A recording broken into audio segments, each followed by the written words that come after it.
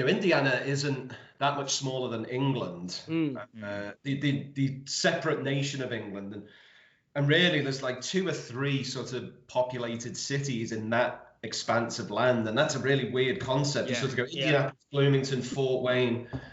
Whereas, I'm used to Liverpool, Manchester, and then you got all the subsidiaries of Merseyside, Greater Manchester. There's towns everywhere connected, but you know yourself how barren this country can be sometimes. So. Well, you know what? We'll bring you in there. What a better way to bring you in? We're already recording, so welcome to the show, Earl Joseph. Thank you. Yeah, no, it's a real pleasure to be here, and of course, my national bias means that I'm always going to be more receptive to you guys. So. Yeah, we're on the same wavelength, aren't we? So before we talk, obviously, New Wave Pro as well. Then we've got to ask you then, how did you end up from Liverpool to Indiana? I said to my wife that is the first question these boys will ask me, and it's. We're only asking so we can follow suit and do the same thing. Well, if you're gonna do it the way I did it, my story is simply that I met the woman who was to become my wife over Facebook, and then 2 years later, I moved here to get married to her. So. Right. So what you're saying we need to do is... Yeah. If you go to mailorder.indianabrides.com, you'll find me there doing this. Yeah. No, it was we were going back and forth. She came to Liverpool. She was living in Bloomington, Indiana at the time, and here we are. And I literally, this isn't a joke. I gave up everything to move here. Pretty much 95% of my actual possessions I just gave away or tossed, and I started all over again, pretty much from scratch in Indiana in the middle of winter. So smart. I love it, man. I absolutely love it. Like I say, it's literally our favourite place. We've been once. We cannot wait to come out again. Our friend keeps messaging us saying, "Oh, when you coming? When you coming?" We're like, "Well, there's a bit of a pandemic going on at the minute, mate. But when that's disappeared, we'll be out there." He takes it personally. He's like, "How come you haven't come see me again?" And I'm like, "Well, it's a little thing called COVID we need to get rid of first, but then we'll be back." Yeah. So. Encourage him to pick up a newspaper or watch a news channel sometime. He may find out. That's obviously been a really tough part. Business-wise, wrestling, obviously it all went south because we couldn't have any audience, and thus money disappears. On a personal level, it's been very tough. My parents were due to come over in May 2020 for a second visit. That had to be cancelled, and we don't really seem to have an ETA on when we can actually arrange something again. So I come from a very small family. I'm an only child. It's me, myself, my mother and father, and so we have a very tight-knit connection. And to go nearly 2 years or go over a year without cultivating that has been really difficult on a personal level, at least. Yeah. No, I can imagine how hard that is. Well, I can only imagine how hard it would be. It's been hard. Like my mum and dad are the other side of Hull, and sometimes I didn't get to see them for a month or two, and that was bad enough. So hopefully, I hope you do get to see them soon. I can only imagine. But yeah, things will. The truth will out. I hope. Yeah. We'll get there, man. We'll get there. But obviously, New Wave Pro. Obviously, you didn't go over to America to be a part of it. How did that happen? Oh, man, I tell you what, pure accidents. I've always loved wrestling. I'm 35 now, I have to admit. And I've been a fan since I was about 4 or 5. My first memories of wrestling involve, Jake Roberts putting the snake on Macho Man's arm, Papa Shango, the classic Undertaker, stuff like that. It really sticks in your mind, as you boys know. And I never... For whatever reasons, I was busy being in bands and trying to be a writer and a journalist and stuff. And I never really thought to get involved in wrestling because I thought I may just end up ruining it for myself. We'll get to that later. And when I moved to the USA, that was in November 2018. So I'm still fairly new to the country. It just so happened that around the corner from where I was living. I was suffering from homesickness real bad.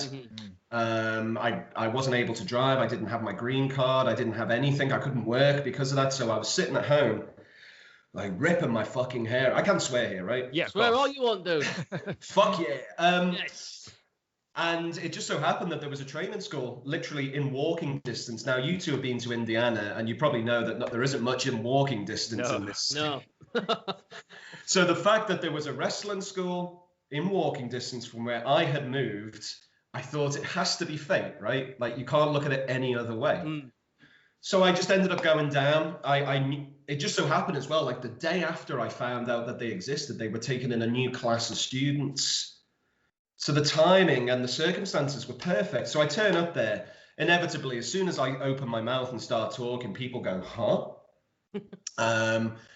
And it really just progressed from there. I started wrestling training, and I did a few matches before I realized I'm not a good wrestler. I can admit that I really hurt myself. I shattered my wrist in the ring, and I just went, that's it. I became a ring announcer very quickly. I started doing my own videos and like backstage segments at weekly shows I was going to.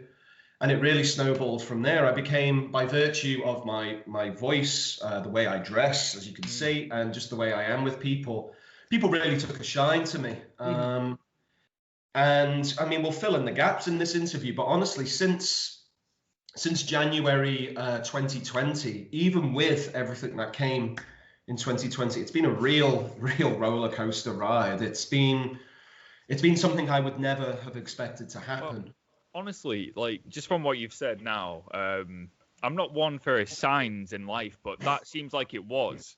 Like, right. How else can you look at that? You were homesick. There's nothing in walking distance. You love pro wrestling. Turns out there's a training school taking on new people just around the corner. I mean, that's a sign right there. And I'm so happy that you did it, because I'm sure after you started that must have really helped with your morale, being a new person in that country. I felt I didn't feel so out of place anymore. Yeah. I was basking in the irony that I was nearer to a wrestling school than I was to a place I could buy cigarettes from. Which exemplifies America to me more than anything. Yeah. And yeah, no, you're right, mate. I think there is a sense of signage, or I'm going to use the F word, fate. Who knows? Yeah. But it's been a fantastic ride, and I fit right in. And against my own expectations, I've become a dare I say it, a sort of popular figure locally for what I do. People actually smile when they see me, which I wasn't getting a lot of back home. So that's so cool. I mean, do you feel like being from Liverpool helps with that too? Like, I'm guessing there's not many Scousers in Indiana. Well, it's not just being from England or Britain. You know, people really sort of go like that. First they'll ask if I'm Australian, and then when I tell them I'm British, they'll go, "Oh wow, that's cool." But it really helps being from Liverpool, because frankly, Liverpool has a worldwide reputation. If it's not for the Beatles, it's for the footy team. If you know anything about your world history, trade, commerce, empire, Liverpool plays even in this country, Liverpool was part of, regrettably, the slave trade. You know, the ships would go from Liverpool. They would force the slaves onto them in Africa, and then they would come to the United States. So there is that historical link between my city and this country. But the Beatles really help, honestly. They do. The Beatles. They do. It's funny. Or people will go, Steven Gerrard, and I'll go, fuck yeah, man. It's funny you mentioned Australia as well, because when we went over, we got the same thing. Everyone thought we were Australian. I was like, no. I mean, mate, you specifically, you don't sound Australian at all, and I'm sure you're aware of that. We have that awful, god-awful Hull accent. I mean, it's just... I was going to say, you in a blind test, I could tell you're from Hull, you know, so it's just funny. Well, I don't know if that's a good thing or a bad thing, but... no, wear it with pride. That's what I've learned. Well, why the hell not? But obviously, New Wave, you've... It's incredible when you look at what you've done. I mean, you're executive producer, you're head writer, you're on-screen GM. I mean... how did all that come about? You're a busy man. I mean, yeah, I know, but a lot of people ask me how I do it. And to be honest, I don't really have an answer. My story with New Wave started in January 2020. I had decided to make a go of it myself and be like a freelance performer looking for bookings. Mm-hmm. And pretty much not long after I'd announced that, New Wave hit me up. They were looking to assemble a new staff, a new backroom team, and make a real go at, making themselves a prominent company. Yeah. New Wave's been around for 9 years now, and they've just been silently happening, a very community-based local thing in Terre Haute, which is in Western Indiana, right on the border with Illinois. You probably actually passed through it or near it. And we did 3 shows. We did January 2020, February, and then March. And things were going really well. The momentum was incredible. And then, scene missing, you know what I'm going to say. Yeah. In that downtime, because I'm somebody who has to be doing something. I have to have goals and aims. I have to wake up every morning knowing what's going to happen. Otherwise, I'll just flip out, right? Yeah. And so I began writing. And I basically wrote a wrestling series came Higher Ground. It's called Higher Ground because the English for Terre Haute is higher ground. So, so I'm trying to make it a very homely, domestic, community-based wrestling show. When people have asked me what inspired me to create it, I say 2 things. It's a mix between ECW Hardcore TV and WCW Saturday Nights. Yeah. Some of my favorite wrestling television programs. You've got the sort of corny, cartoony style of Saturday Night mixed in with like the sort of intense action and characterization that ECW was so good at. And I don't know how. Well, I do know how, because the people we work with are extremely talented and charismatic, but it really caught people's imaginations. Our shows were selling out when we could finally allow crowd members back in the summer. And on IWTV, we became a success. Honestly, we were pulling in hundreds of hours of views a month, and there was a lot of talk about New Wave. And we've done 6 Higher Grounds. We've done a number of super shows, New Beginnings, November Rain. And then very recently, we did one called See You at the Crossroads, our very first empty arena taping, where we crowned, I'm sure you're aware of Don't Die Miles. Yep. We crowned him the Crossroads champion. He's a great kid, and he's got the brightest future in the world, honestly. But as far as New Wave, that's how it is. And they've made me feel welcome more than anything. I say community-based, I say family-based. It's not an exaggeration. The people who come to New Wave shows and the people who work for New Wave live and work in Terre Haute as well. So it's more than just a fucking wrestling show to some people. And they're the people I want to be with and work for. Yeah, well, we actually spoke to Cole Radrick a few weeks ago. And, he was pretty much the same thing. He couldn't praise it enough. It's really put our eyes on the company as well. Like I said, when we get back over there, you'll see us. We'll make sure we come over when there's a show, so you'll see us there. It's always good when we're speaking to people and they go out of their way to recommend a promotion to us, because there's so many promotions around. It's impossible to keep up with everything. So a lot of what we watch is by recommendation. And when you get people like Cole Radrick and other great talent saying, check out New Wave Pro Wrestling, we did. And it was like, oh, this is really good. And that's why it's so good to be speaking with you. But everyone we've had on who's mentioned it has just sung the praises of New Wave Pro. So well, fucking hell, they kept that quiet from me, I tell you. All I get is this from people. Man, Cole praised it a lot. I mean, when we come back over as well, Cole's taking us to look at some haunted mansions and stuff. He's taking us on little trips everywhere. That's a bit rich. I've been trying to get that fucker to go for a beer for months. No, I'm kidding. Honestly, Cole, as you know, Cole is a really good guy. He's young as well. He's only 22 or something, which drives me fucking crazy. And he's absolutely one of the most talented wrestlers in this country. I will stand up and say that time and again. Yeah, I think it was let's see, there was Billy Starks and Solo Darling who really said New Wave Pro was good as well. But it's just one of those where, like, we'll talk about someone's career and it's always a promotion that comes up. So we felt like we had to get yourself on to speak about it, because it seems like it's one of those promotions, you said, where it's got history, but in the last couple of years, it's really started to make waves. Yeah, New Wave, before my time, certainly, it was a good breeding ground for talent. I mean, Mance Warner had one of his first ever matches at New Wave. Oh, wow. That's Mance Warner wearing a yellow singlet, by the way. Wow.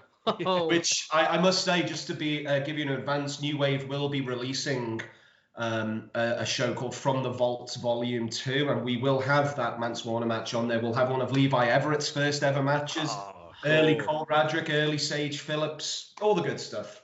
We'll be checking that out, man. We'll be definitely checking that out. But, I guess I guess it's a sour note. I mean, how have you found the pandemic? Obviously, working, you've had shows still. How has it affected the running of the company? I mean, it's affected it in every conceivable way. I can't even pretend like things have been fun. Purely in wrestling terms, because I'm not going to drag on about how it is in the outside world, because we all know that and we're all sick to the back teeth of it. Cool. Yep. In pure wrestling terms, the first 2 or 3 months were really confusing because particularly after March, when New Wave had Steel City Madness, we ended the show on a real cliffhanger. and like people were bursting at the seams to find out the end of this saga. But it wasn't meant to be, clearly. We just had to adapt, and any promoter, any wrestler that you talk to about this topic will tell you that they have probably discovered just how intuitive and instinctive they are when trying to make shows. Because all of a sudden, your concerns turn from, oh, shit, how much money can we possibly make from this show? Or how many people can we squeeze in like sardines into this show? And now it's, shit, how many people can we stop getting the plague at our show? Yeah. Which isn't something I ever really want to consider. The challenges were just about being on the ball, honestly, about making sure that there are no gaps, because so July 26th was the first episode of Higher Ground. We had a strict cap of 100. And all of a sudden, you've got to consider, with COVID in mind, sanitation stations, i.e. big bottles of hand sanitizer on a table, mask usage, monitoring mask. And this is in July at a time when people were still very skeptical about things. Yeah. So you'll say, we had people messaging us saying, do you have to wear a mask at this show? And we'd say yes. And they go, well, I'm not coming. Anyway, that's fine. That's their choice. If they want to miss out, it's got fuck all to do with me. Exactly. And then it's also about basically, it was hard because wrestling, if you hold a normal wrestling show and you guys have been to your fair share, the back is just full of hangers-on and visitors and well-wishers. Yep. Suddenly, when people have been brought up on a diet of just turning up at any show with the gear and hoping they might get a spot, you're having to say, no, look, if you're not booked, please go away. Yeah. And that didn't cause problems, but it makes people think twice about things, and it can make relationships harder. But luckily, enough people understood the actual reality of the situation.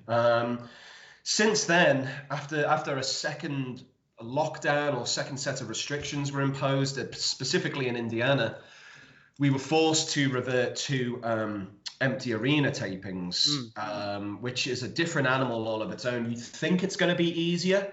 You think, right, no fans, no fuss. No, it's harder somehow.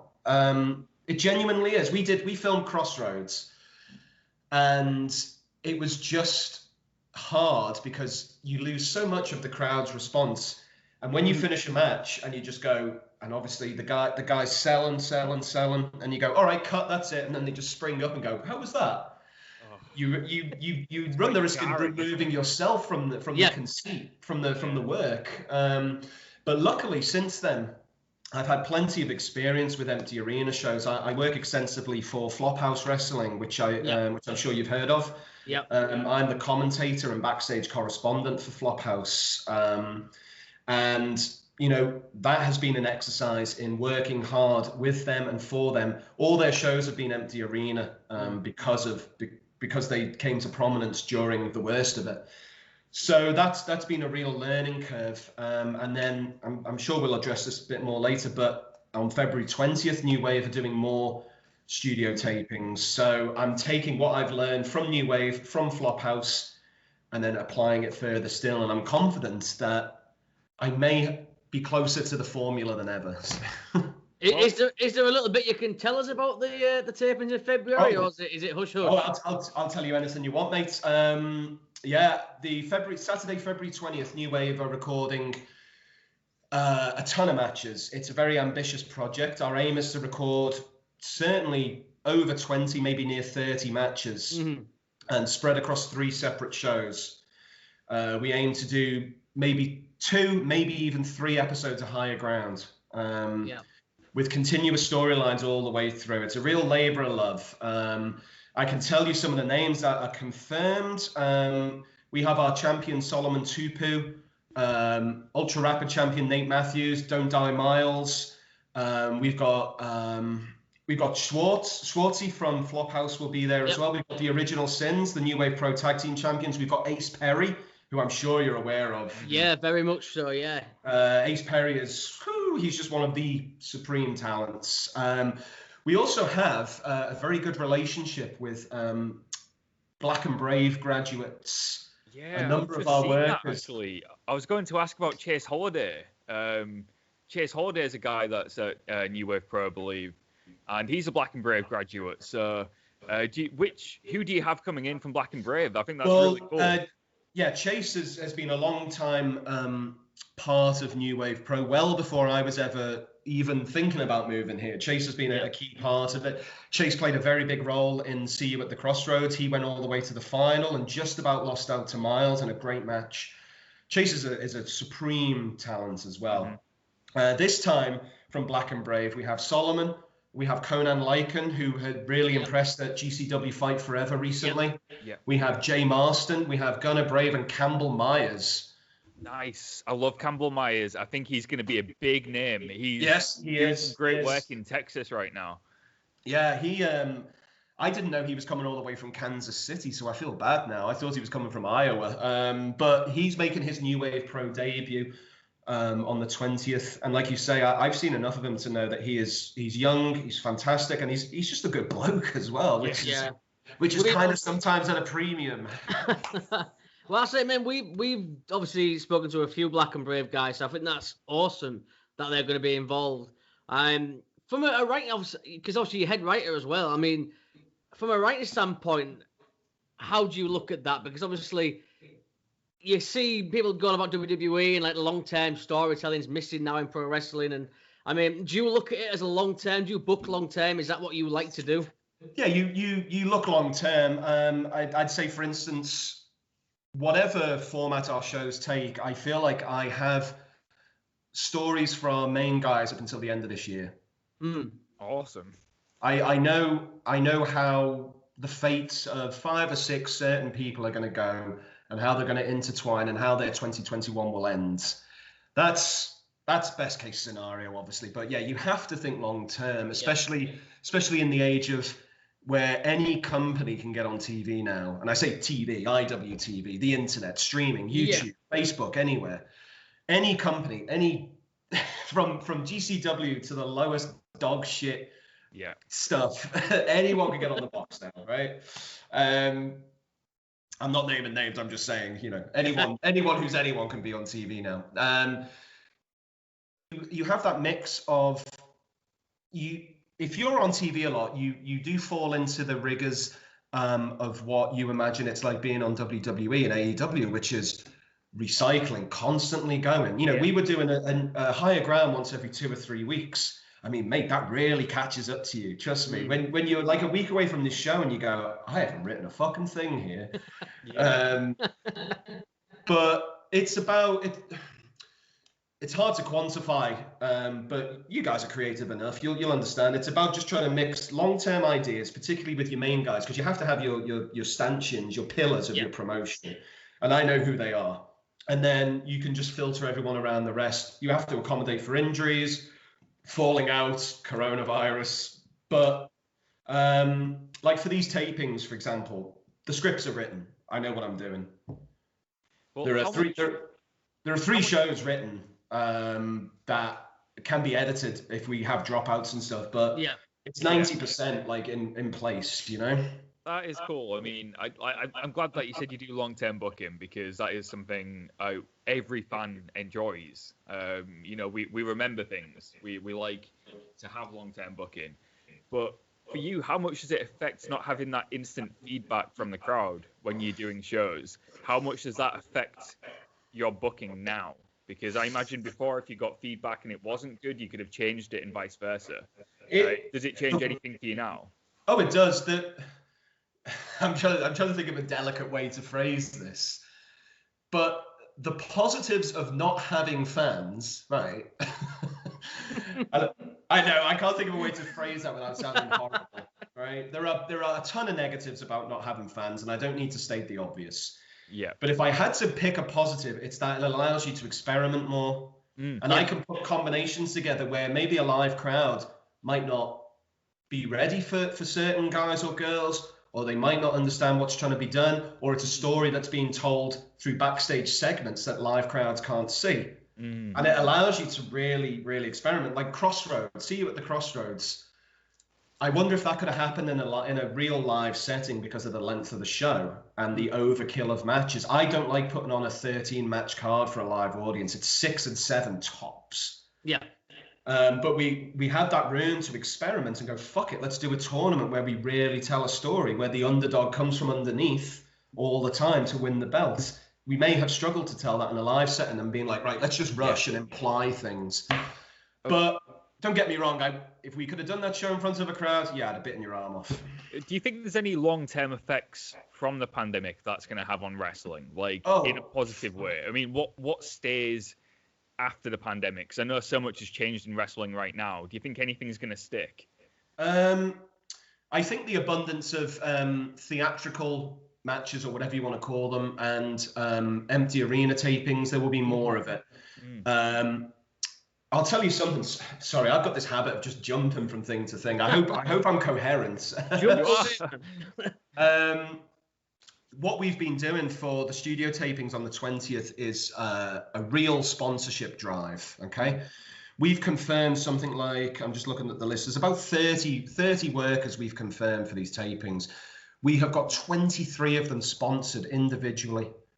In that, members of the public have gone, I will pay the amount you are asking for. All of that money is then directly going to the worker. We are not taking anything off the top. Every single penny or cent earned is going right into the pockets of the boys and girls. And that's a model that you're going to see a lot more of. A lot of companies, New Wave Pro included, realize the power of Patreon, of sponsorship. Because if there's one thing that it took me a little while to get, and whether that's my own inexperience or my own personal opinion clouding it, is that if you give people the opportunity to give you money, they're actually going to take it and give you money. I thought, and there's two ways I know that. One, I thought the sponsorships wouldn't have gained as much interest as they did. I was worried that people have suffered economically because of the pandemic, especially in this part of the world where a lot of people work the kind of jobs in places that have been shut down or forced into liquidation. I was worried that people don't have disposable income so soon after Christmas and so on. So that's not a slight on people. I just thought circumstances wouldn't be on our side. I was proved wrong because people, before we'd even announced workers, we had people messaging us going, oh, I'd like to sponsor him. I'd like to sponsor them, please. Before we'd even put the flyer out, and you go, all right, fine. Secondly, when we were doing live shows, my policy was all tickets $10, doesn't matter, because I'm a socialist at heart, so I just want everyone to have the same fair deal, right? Mm-hmm. I know that's a dirty word in this country, so try and bleep that out. Yeah, whoops. But once we started saying $10 general, $15 for front row, guess what happened? Front row tickets sold out like that. People wanted to pay more. So true. Yeah. Yeah. I don't know what the effect is. It's a psychological thing. It's true. Yeah. Yeah. And I was like, okay, that's great. I've got this fail safe in my head about I don't want people to pay more than they should, and I don't want to rip people off. I'm certainly never ever out to deceive people. So my first thing is everything's the same price, okay? but people want exclusivity. People want to feel like they're paying more for something. So, it's one of and those that's what the things where- sponsorships. That's how the sponsorships work. People now feel they're a part of the product. That's it. Yeah. You hit the nail on the head.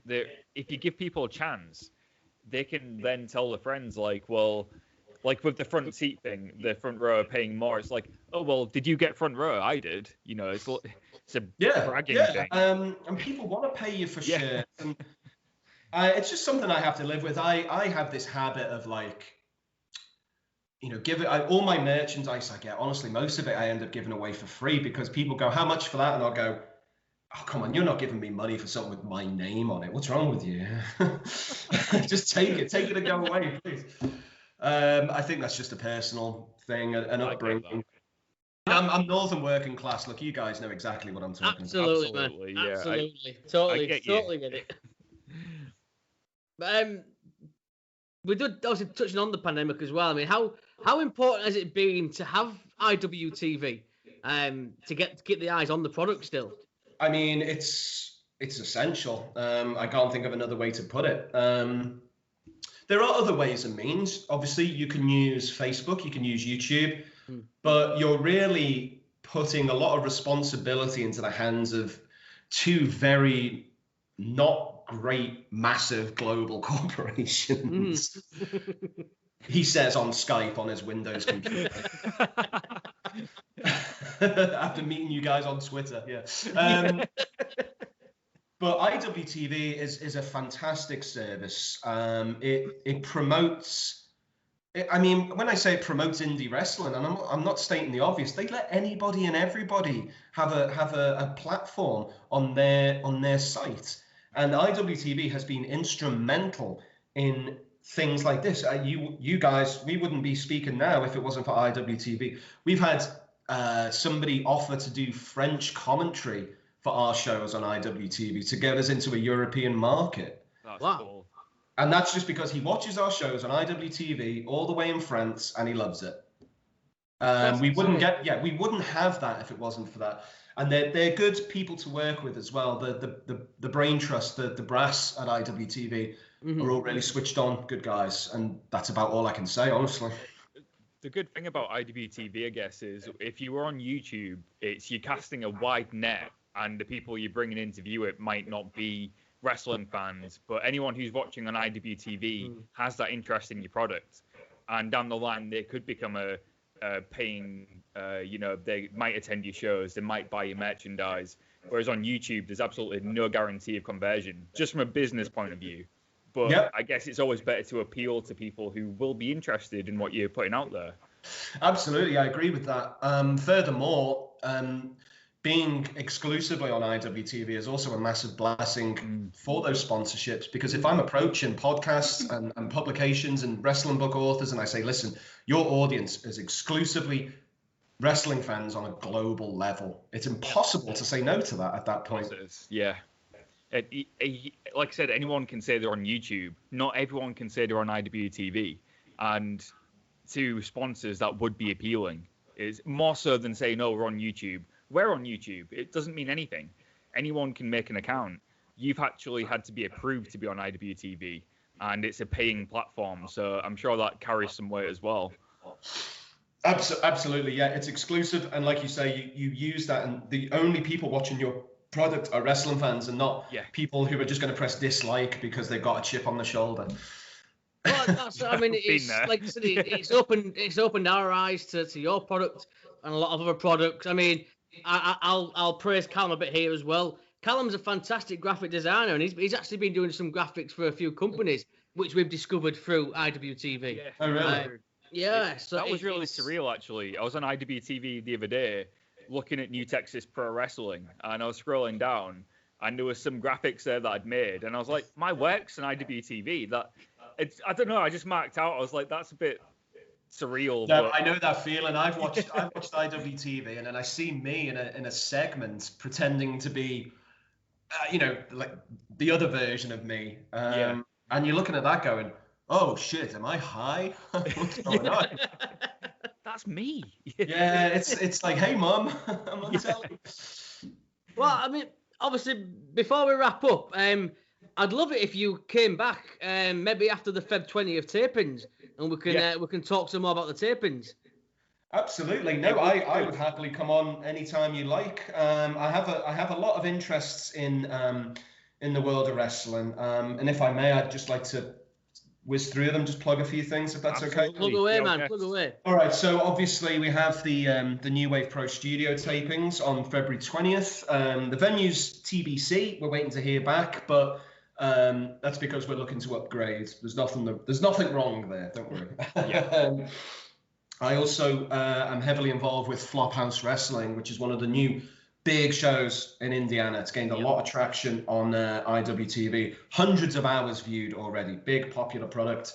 I'm going to be taping with them on February 13th for the Player Haters Ball. That's going to premiere on IWTV Thursday, February 18th at 2 p.m.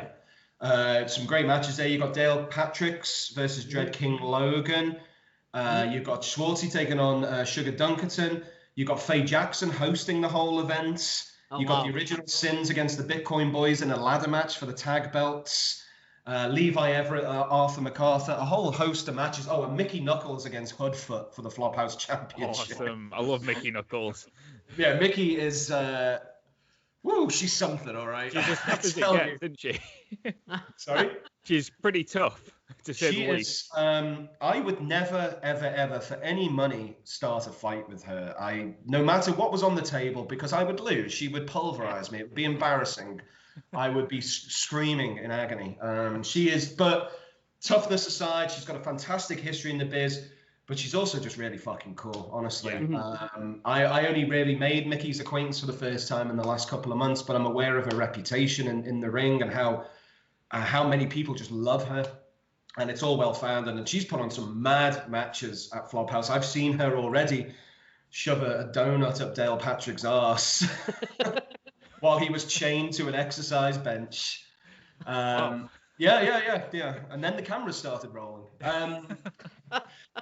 So, yeah, we have Flophouse there. I'm also taping with Flophouse again on March 6th for their Private Stash series, which is their regular episodic television show, similar in concept to Higher Ground in terms of what it's trying to present. Yeah. I'm also heavily a part of AWR here in Indianapolis. All of their stuff has just recently been put on IWTV. So I definitely recommend to you two and anyone watching or listening to get involved, because they get some great names. February 28th, we're going to be doing Requiem 2 at the Emerson Theatre in Indianapolis. Dale Patrick's that man again against G Raver. Oh, G Raver. Yeah. We've got Max the Impaler coming in. Oh, wow. Nice. Akira versus Jake Christ. Wow, okay. In a fans bring the weapons match. I know, right? I know. Jesus Christ. Braden Lee versus Josh Crane. The Original Sins against Shooters Don't Die. That's Don't Die Miles and Freddie Hudson. Mm-hmm. So I can tell by your faces, you know how good these matches are. Yeah. Dude, hey, we subscribe to IWTV anyway, so we'll be watching it. You had me at G Raver, and then you just kept listing these names. And he's doing a seminar before that show as well. I think it's actually sold out because that's the way it has to be. So yeah, that's what I've got going on at the moment. Like you say, I'm a very busy man, and I do get a lot of people saying to me, I see your face everywhere. So sometimes I'm a little aware of overkill or saturation, but I believe personally that my work speaks for itself, and my dedication to the business and to my colleagues and to the companies I work for. I do all of this, and I'm not looking for whatever, but I'm not making any money on this. This is all... It's all out of passion. As Tom Waits would say, this one's from the heart, honestly. Yeah, man. I do it, and you guys do it for the love, and I do it for the love as well. And if I didn't have it, my life would be empty. It's true. Oh, yeah, absolutely. Yeah. I could not relate more to that, honestly. Yeah. It's it might sound sad to some people, but it's not. It's I mean, look, I'd rather die a sad bastard with a hobby than a lonely bastard with none. So could not amen to that. Amen to that. I'm with you totally, dude. Wrestling's always there. It's always been there for me. It's always been there for Callum. It's clearly always been there for you. And it's like I say, we do it because we love it. Absolutely, We've spoken to you for 35 minutes, and it's clear how passionate you are about it. And I think that resonates with the product you're actually putting on. Mate, I'm honest. I'm obsessed. Honestly, once I get my teeth into something, it drives my wife crazy because I very rarely talk about anything or anyone else. There's always these names and these companies and these things I'm talking about. But I just, if I die tomorrow, God, knock on wood. If I die tomorrow, I would just want people to say, "Well, fuck, he cared." That's it. Hell yeah, man. Hard. Hell yeah. And just to correct Callum, we've actually gone 47 minutes. That's how much fun it's been. Yeah. He ain't got his glasses on, Earl. That's what it is. You can't see. 47 before recording, Jamie, actually. Yeah, exactly. But dude, honestly, if you would come back, I mean, we want you to come back regularly, not just for I would love to. I mean, it doesn't even have to be about the wrestling, boys. I love my music. I love literature. I love the footy. I'm not a rugby fan, sorry, mate. So I can't. I'm a football guy myself. I'm a musician as well. So we'll chat and we'll talk. Oh, that reminds me. Let me just plug one more thing. I have my own music. SoundCloud.com/ChemicalBilly. Oh, really? Yes. I'll check that out. I do my own odd electronic music. Yeah. We finally got a SoundCloud plug on the podcast. I've waited for so long. Also, I've been waiting to get a viral tweet so I can plug my own fucking exactly. While you're here, check out my SoundCloud. It's not that funny, I'm too old to be funny on Twitter. That's my problem. Yeah. Hey, dude, we're all around the same age. I'm 37 next month, so I'm totally. I feel you on that, man. Yeah, the kids don't give a fuck what I say online. No. It's like shouting into the abyss, isn't it? I don't get it.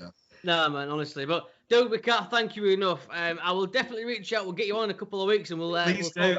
Honestly, I have all the time in the world for various reasons. So, but I would happily come on again. And just, I'd like to say to both of you, thank you for having me on the show. And I think you both do a wonderful job just with the whole gimmick. And please come over to Indiana soon and we'll go on the piss. Hell yeah, man! We as soon as we can, mate. Believe me, we'll be on that flight over there. Trust me. Yeah, do it. There's someone else. There's a couple of other people that are actually from Liverpool who I'd never met until I moved to Indiana, which is very typical of me. But they're big like IWA and Indiana wrestling fans, and they'll be coming over again. So. It'd be great to see you over here. And like you say, boys, anytime you want me on this show, I'm your guy. Awesome, dude. Absolutely, mate. We'll get you back on a couple of weeks' time. But for now, Earl Joseph of New Way Pro Wrestling, thank you very much, man. Thank you, boys. Enjoy your weekends. What's left of it.